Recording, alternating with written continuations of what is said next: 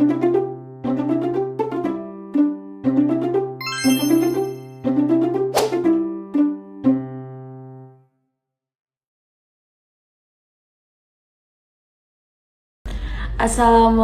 warahmatullahi wabarakatuh. Perkenalkan, nama saya Novita Riawanti. Saya dari Fakultas PBSI dengan jurusan Sastra dan Bahasa Indonesia. Saya dari kelas RA. NPM saya 2024 21 5041. Di sini saya akan menjelaskan tugas akhir saya yang sudah diberikan oleh dosen mata kuliah agama saya, yaitu Pak Ashad, yang dimana materi tersebut ada 3. Yang pertama, hak asasi manusia. Lalu ada konsep demokrasi, kepemimpinan dalam Islam, dan yang ketiga itu ada konsep masyarakat madani dalam Islam. Baik, selanjutnya saya akan menjelaskan materi pertama. Hak asasi manusia merupakan hak yang secara ilmiah diperoleh seseorang sejak lahir, karena itu sejalan dengan fitrah manusia itu sendiri. Hak asasi manusia pada hakikatnya merupakan anugerah Allah kepada semua manusia. Dilihat dari kodrat manusia, hakikatnya telah dianugerahi hak-hak pokok yang sama oleh Allah Subhanahu wa Ta'ala. Hak-hak pokok inilah yang disebut sebagai hak asasi manusia. HAM yang melekat pada diri manusia bersifat kodrati, universal, dan abadi, berkaitan dengan martabat dan harkat manusia itu sendiri.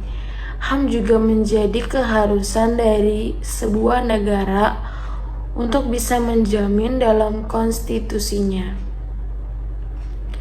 Karena hak asasi manusia adalah seperangkat hak yang melekat pada hakikat keberadaan manusia sebagai makhluk Tuhan yang Maha Esa, dan merupakan anugerahnya yang wajib dihormati, dijunjung tinggi, dilindungi oleh negara, hukum pemerintah, dan setiap orang demi kehormatan serta perlindungan harkat dan martabat manusia.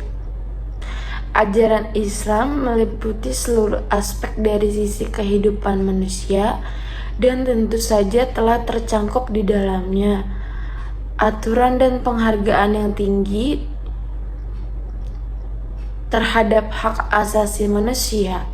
Dalam hal ini, negara Indonesia yang mayoritas penduduknya adalah Islam selalu konsisten dalam penerapan hukum Islam yang senantiasa mensandingkan prinsipnya dengan nilai-nilai hak asasi manusia yang harus dilindungi oleh negara dan pemerintah Indonesia.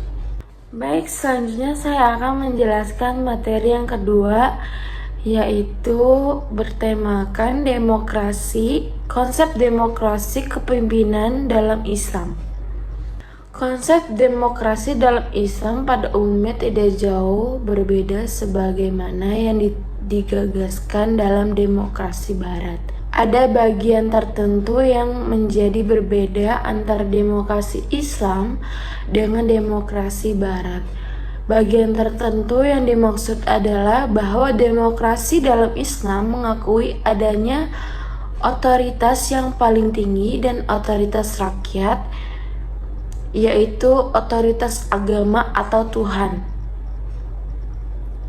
Artinya bahwa ada pembatasan hak-hak rakyat oleh kedaulatan Tuhan. Konsep demokrasi Islam telah digagaskan oleh banyak pemikir Islam. Konsep yang dibangun ada kaitannya dengan konsep syuria. Konsep demokrasi yang terakomodasi dalam Al-Quran tidak dapat dilepaskan dari beberapa prinsip umum, diantaranya adalah kebebasan untuk menentukan pendapat, sebagaimana realisasi dalam konsep syuria seperti telah disebutkan sebelumnya. Demokrasi yang diungkapkan oleh ayat-ayat Al-Quran tersebut mengandung prinsip menghargai hak-hak sipil. Pemerintah ditentukan berdasarkan hasil pemilihan dari rakyat ataupun dapat dinyatakan sebagai ide konstitusional ala Syariah, keterbukaan, dan asas mayoritas. Asas mayoritas lebih unggul dengan dasar utilitarisme atau asas kemanfaatan dan maslahah. Hal ini sesuai dengan konsep demokrasi yang dibangun. Konsep demokrasi tersebut merupakan dari ide demokrasi, yakni konstitusionalisme, kedaulatan rakyat, aparat yang bertanggung jawab, jaminan kewajiban sipil, pemerintahan berdasarkan undang-undang, dan asas mayoritas. Dalam hal ini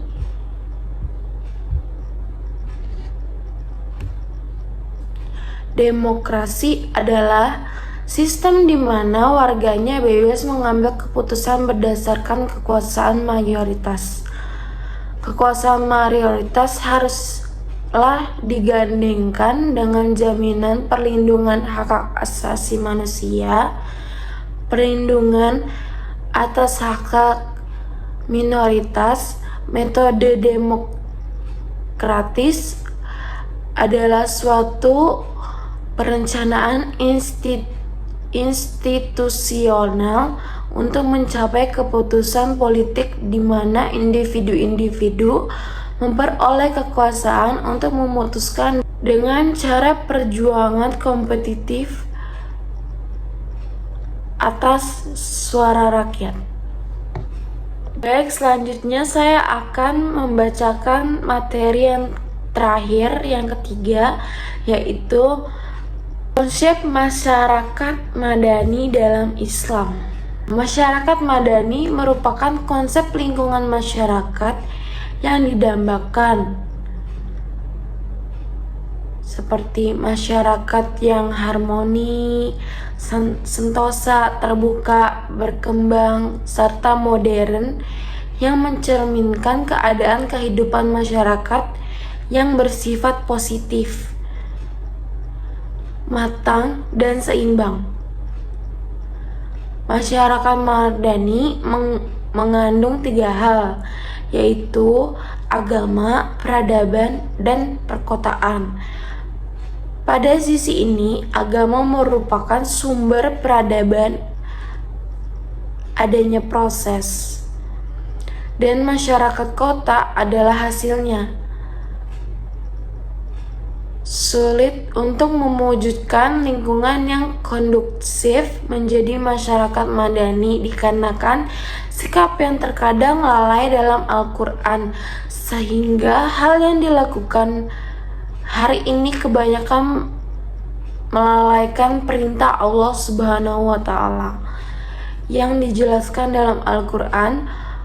Peran Al-Quran dalam mewujudkan kehidupan yang harmonis, sentosa, dan berkembang sangat penting. Al-Quran merupakan pedoman yang sangat pas dan mengarungi kehidupan manusia di dunia dan di akhirat. Secara eksplisit, Al-Quran telah memberikan petunjuk mengenai ciri-ciri dan kualitas suatu masyarakat yang baik. Namun, secara konseptual, hal tersebut masih memerlukan upaya interpretasi dan pengembangan pemikiran. Sekian penjelasan materi agama yang ditugaskan oleh Pak Ashar. Kurang lebihnya mohon maaf. Assalamualaikum warahmatullahi wabarakatuh.